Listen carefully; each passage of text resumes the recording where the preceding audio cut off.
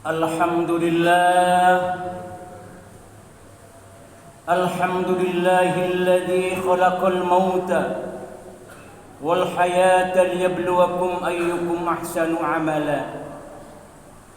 Asyhadu an la ilaha illallah wa anna Muhammadan abduhu wa rasuluh la nabiyya ba'dah.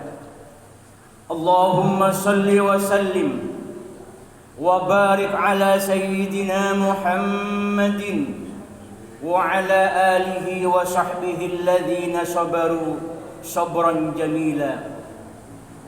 Amma ba'du, faya ayyuhan nas ittaqullah haqqa tuqatih wa la tamutunna illa wa antum muslimun.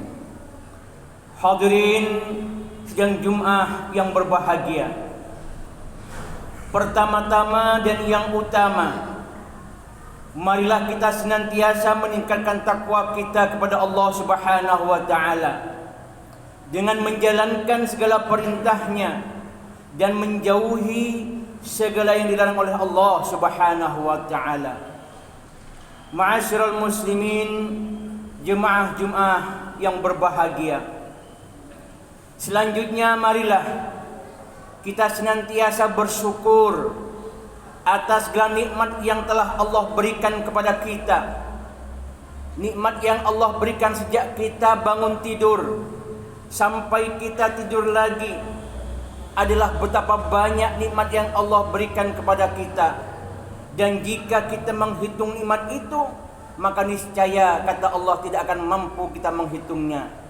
Allah mengingatkan kita, wa in ta'uddu ni'matallahi la tuhsuha. Dan jika kamu menghitung-hitung nikmatku, kata Allah, la tuhsuha, maka sesungguhnya kau tidak akan mampu menghitungnya. Ma'asyiral muslimin, sidang Jumat yang berbahagia, selain rasa syukur yang kita senantiasa pertebal, yang selanjutnya adalah bagaimana kita mampu bersyukur atas takdir yang Allah timpakan kepada kita, baik takdir yang kita rasakan nikmat maupun takdir yang kita rasakan tidak menguntungkan bagi kehidupan kita. Umat manusia yang terlahir ke dunia, ada yang Allah takdirkan dengan berlebihan harta yang kemudian disebut dengan orang kaya. Ada manusia yang ditakdirkan oleh Allah terlahir ke dunia dengan serba kekurangan yang kemudian disebut dengan orang miskin. Baik yang miskin maupun yang kaya, kelak di hadapan Allah akan dimintakan pertanggungjawabannya tentang apa yang telah Allah takdirkan kepadanya. Pada zaman Nabi Musa alaihissalam, datanglah dua orang yang memohon doa kepada Nabi Musa alaihissalam. Orang yang pertama adalah orang miskin, meminta kepada Nabi Musa agar didoakan menjadi orang kaya. Yang satunya lagi datang kepada Nabi Musa adalah orang yang kaya, meminta kepada Nabi Musa alaihissalam agar didoakan menjadi orang yang miskin. Begitulah sifat manusia, yang kaya ingin menjadi miskin dan yang miskin ingin menjadi kaya.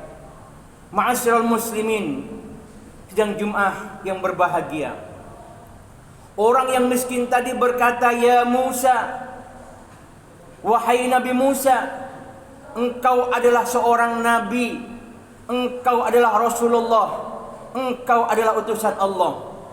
Maka jika engkau berdoa memohon kepada Allah, doamu pasti akan dikabulkan oleh Allah Subhanahu wa taala. Maka Nabi Musa, aku orang miskin, doakanlah agar aku menjadi orang yang kaya. Nabi Musa kemudian menjawab, ya fulan, aku akan mendoakan sesuai dengan permintaanmu dengan satu syarat. Sejak aku doakan engkau jadi orang kaya, maka engkau wajib untuk bersyukur. Kata orang miskin, ya Musa, bagaimana aku mampu akan bersyukur? Dan apa yang akan aku syukuri? Hidupku serba kekurangan. Hari ini makan, besok tidak makan. Semua serba keterbatasan. Lalu apa yang perlu kusyukuri ya Musa? Kata orang miskin. Selanjutnya orang kaya. Wahai Nabi Musa, aku mohon kepadamu agar engkau mendoakan aku sebagaimana orang miskin, agar dijadikan aku sebagai orang miskin. Nabi Musa pun berkata, ya fulan, wahai orang yang kaya, tanpa aku doakan sekalipun, apabila engkau tidak bersyukur atas kekayaan Allah berikan kepadamu, maka cukuplah bagi Allah untuk menjadikan engkau sebagai orang miskin. Kata kuncinya adalah bersyukur. Baik yang kaya maupun yang miskin, keduanya kata kuncinya jika kita ingin hidup sukses, bahagia di dunia hatta al-akhirah, kata kuncinya adalah bersyukur. Yang kaya harus bersyukur, yang miskin pun harus bersyukur, ditambah dengan kesabaran. Ma'asyiral muslimin, sidang Jumat yang berbahagia. Orang yang Allah takdirkan terlahir ke dunia dengan kemiskinan, dengan segala keterbatasan dan kekurangannya di dunia, kelak di akhirat justru dialah yang akan lebih cepat masuk surga terlebih dahulu dibandingkan dengan orang yang kaya. Sebab hisab hartanya akan lebih sedikit dibandingkan dengan hisab orang yang kaya yang banyak hartanya. Pada zaman Nabi Muhammad sallallahu alaihi wasallam, datanglah salah seorang sahabat yang miskin mengadu kepada baginda Rasul, ya Rasulullah, betapa sulitnya menjadi orang seperti aku ini ya Rasul, serba kekurangan, serba keterbatasan. Aku sangat iri dengan orang-orang yang kaya ya Rasul. Mereka yang kaya dengan kekayaannya bisa bersedekah, sedangkan aku selama ini hanya menerima sedekah mereka. Orang yang kaya ya Rasul bisa mendermakan hartanya di jalan Allah untuk pembangunan masjid, pembangunan pesantren, pembangunan madrasah, menyentuh yatim, fakir miskin dan lain sebagainya. Sedangkan aku tidak mampu melakukan itu ya Rasulullah, karena aku tidak memiliki harta yang lebih sebagaimana orang-orang yang kaya. Orang yang kaya itu ya Allah ya Rasulullah bisa melaksanakan ibadah haji, ibadah umroh, tapi saya tidak mampu ya Rasulullah, sebab tidak ada uang dan tidak ada harta yang lebih untuk aku gunakan seperti ibadah sebagaimana orang-orang kaya itu. Apa jawab baginda Rasul? Wahai orang yang miskin, bersabarlah dan bersyukurlah. Dan andaikan engkau pun tidak mampu bersedekah karena harta, maka perbanyaklah berzikir, membacalah subhanallah walhamdulillah Allahu akbar setiap selesai sholat, kata baginda Rasul, sebanyak 33 kali. Itu pun sama dengan sedekahnya orang yang kaya pahalanya. Selanjutnya ada pula seorang miskin yang melakukan perjalanan di Madinah. Di tengah perjalanan dia melihat banyak orang-orang kaya yang makan dengan nikmatnya makan daging, sementara dia selama hidupnya tidak pernah makan daging. Mungkin hanya setahun sekali pada waktu dilaksanakannya Idul Kurban saja. Orang itu sampailah di rumah, kemudian oleh istrinya diberilah kedelai rebus yang kemudian beliau makan dan kulitnya dibuang di jendela dia. Selesai makan kedelai itu, orang itu kemudian keluarlah dan dilihatnya ada seorang tua yang tua renta, yang tidak memiliki apa-apa, sedang memungut kulit kedelai yang telah dimakannya. Dan orang tua itu berkata, ya Allah, aku bersyukur kepadamu, tanpa aku bersusah payah bekerja, engkau telah berikan aku sisa kulit kedelai yang telah dimakan orang itu. Mendengar hal ini, orang tadi merasa bersyukur. Ternyata aku yang hidup serba kekurangan, hanya makan kedelai rebus saja, tidak bersyukur pada Allah. Padahal di bawahku masih ada orang-orang lain yang jauh lebih sengsara hidupnya daripada aku, tetapi mereka bersyukur, jauh melebihi syukur kepada Allah Subhanahu wa taala. Ma'asyiral muslimin sidang Jumat yang berbahagia. Selanjutnya orang kaya. Orang kaya ini adalah merupakan orang yang diberikan kelebihan harta oleh Allah Subhanahu wa taala. Namun demikian, janganlah senang dan bangga, bahkan sombong dengan harta yang Allah berikan kepada kita. Sebab harta yang Allah berikan kepada kita itu kelak hisabnya akan Allah pertanyakan dua hal. Wa an malihi min aina iktasabahu wa fima anfaqahu. Dan harta yang kau peroleh akan ditanyakan dua hal. Pertama, kau dapatkan dari mana harta itu, dan yang kedua, wa fima anfaqahu, dan kau nafkahkan untuk apa harta itu. Ada sebuah kisah terdahulu, seorang konglomerat yang kaya raya yang telah sakit dan telah akan menemui ajalnya, berwasiat kepada anak-anaknya dan keluarganya, wahai anak-anakku, wahai saudara-saudaraku, wahai keluargaku, apabila aku telah meninggal dunia, andai kata di antara kalian anakku atau saudara-saudaraku atau siapa saja yang rela hidup bersamaku dalam kubur selama 40 hari saja, menemani aku dalam kubur, maka separuh dari hartaku engkaulah ambil.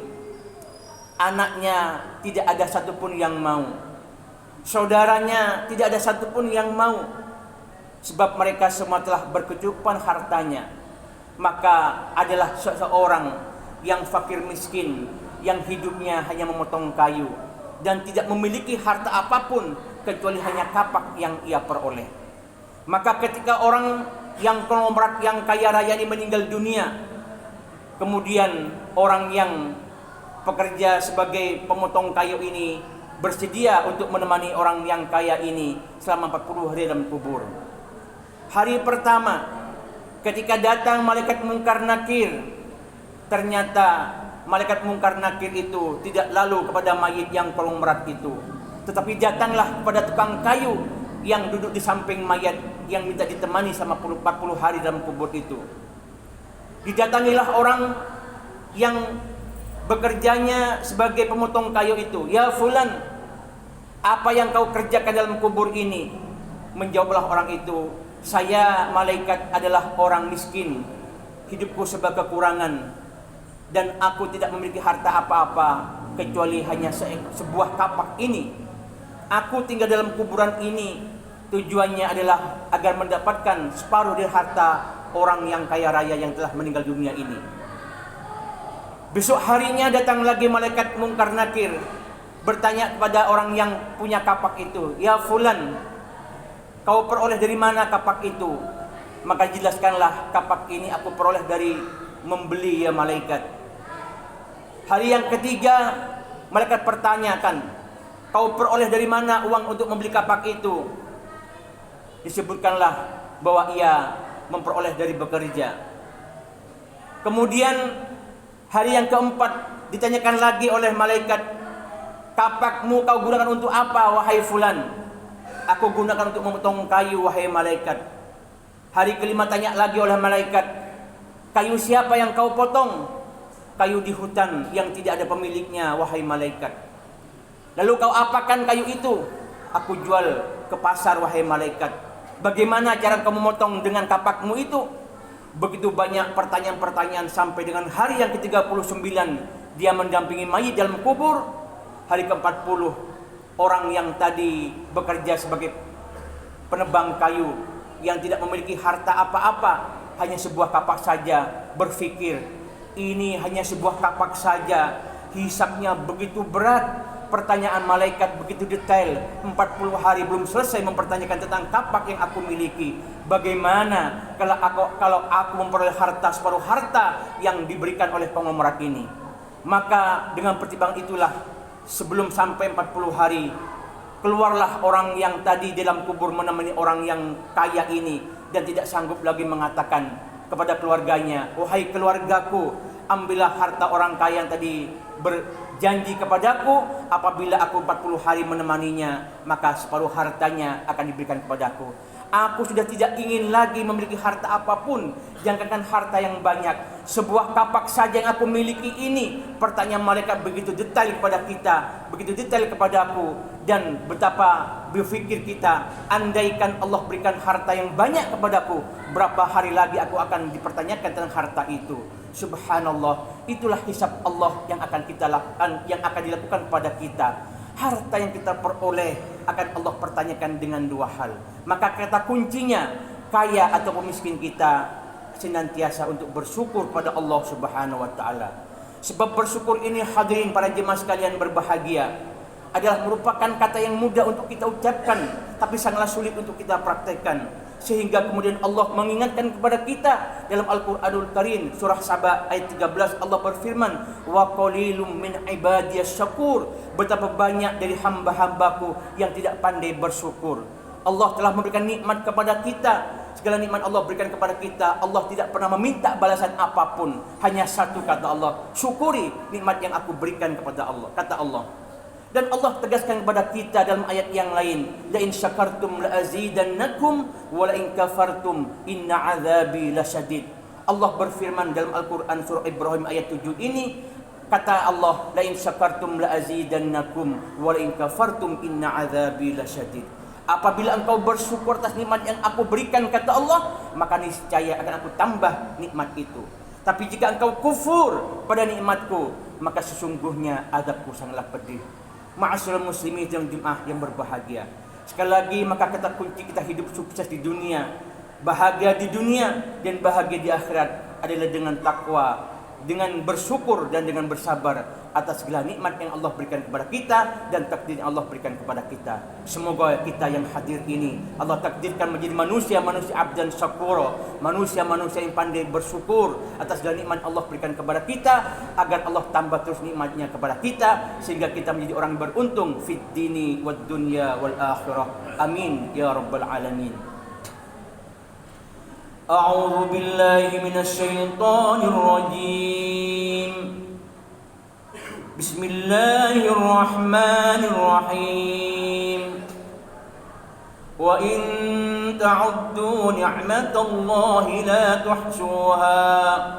Wa in ta'adzana rabbukum la in syakartum la azidannakum wa la in kafartum inna 'adzabi lasyadid.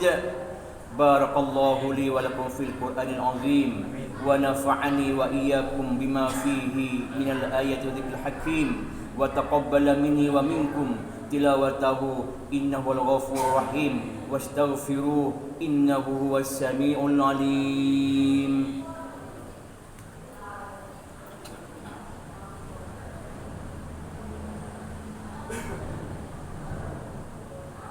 Allahumma shalli ala Muhammad, Allahumma shalli ala sayyidina wa habibina wa nabiyina wa sayyidina wa maulana Muhammad.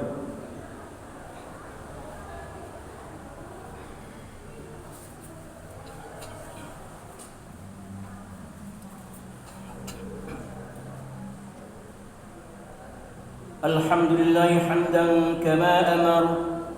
واشهد ان لا اله الا الله وحده لا شريك له ارغاما لمن جحد به وكفر واشهد ان سيدنا محمدا عبده ورسوله سيد الانس والبشر. اللهم صل وسلم على سيدنا محمد وعلى آله وصحبه ما اتصلت عين بنظر وأذن بخبر. أما بعد فيا أيها الناس اتقوا الله تعالى وذروا الفواحش ما ظهر وما بطن وحافظوا على الطاعة وحضور الجمعة والجماعة واعلموا أن الله أمركم بأمر بدأ فيه بنفسه وثنى بملائكة قدسه فقال تعالى ولم يزل قائلا عليما إن الله وملائكته يصلون على النبي يا أيها الذين آمنوا صلوا عليه وسلموا تسليما. اللهم صل وسلم على سيدنا محمد وعلى آل سيدنا محمد كما صليت على سيدنا إبراهيم وعلى آل سيدنا إبراهيم في العالمين إنك حميد مجيد. اللهم وارض عن الخلفاء الراشدين الذين قضوا بالحق وكانوا به يعدلون أبي بكر وعمر وعثمان وعلي وعن الستة المتممين صدر الكرام وعن سائر أصحاب نبيك أجمعين وعن التابعين وتابع التابعين ومن تبعهم بإحسان إلى يوم الدين. اللهم لا تجعل لأحد منهم في عنقنا ظلاما ونجنا بحبهم من أهوال يوم القيامة. اللهم أعز الإسلام والمسلمين واهلك الكفرة المشركين واعل كلمتك إلى يوم الدين. اللهم آمنا في دورنا واصلح ولاة أمورنا واجعل اللهم ولايتنا في من خافك واتقاك. اللهم اغفر للمسلمين والمسلمات والمؤمنين والمؤمنات الأحياء منهم والأموات برحمتك يا واهب العطيات. اللهم ادفع عنا الغلاء والوباء والربا والزنا والزلازل والمحن وسوء الفتن ما ظهر منها وما بطن عن بلدنا هذا خاصة وعن سائر بلاد المسلمين عامة يا رب العالمين. ربنا آتنا في الدنيا حسنة وفي الآخرة حسنة وقنا عذاب النار. عباد الله، إن الله يأمر بالعدل والإحسان وإيتاء ذي القربى وينهى عن الفحشاء والمنكر والبغي يعظكم لعلكم تذكرون. فاذكروا الله العظيم يذكركم واشكروه على نعمه يزدكم واسألوا من فضله يعطيكم ولذكر الله عز وجل أكبر.